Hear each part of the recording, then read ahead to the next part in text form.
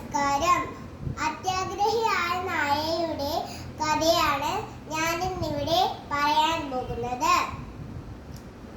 ഒരു ദിവസം ഒരു നായ ഉണ്ടായിരുന്നു. ആ നായ കാട്ടിൽ കൂടി നടക്കുകയായിരുന്നു. കാട്ടിൽ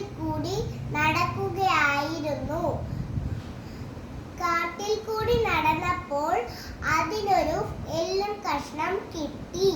ആ എല്ലും കഷ്ണം കടിച്ചു പിടിച്ച് അതൊരു പുഴ മുറിച്ചു കടക്കുന്നതിന് വേണ്ടി ഒരു പാലത്തിൽ കയറി. പുഴയിലേക്ക് നോക്കിയപ്പോൾ ആ നായയുടെ സ്വന്തം പ്രതിബിംബം കണ്ടപ്പോൾ വേറൊരു നായ എല്ലും കടിച്ചു പിടിച്ച് നിൽക്കുകയാണെന്ന് തോന്നി.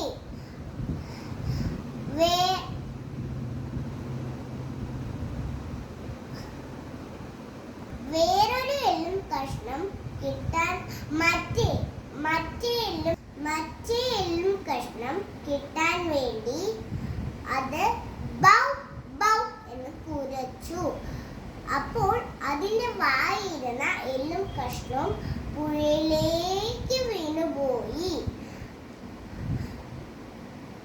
ഇതിൽ നിന്ന് എന്തു മനസ്സിലാക്കി കൂട്ടുകാരെ?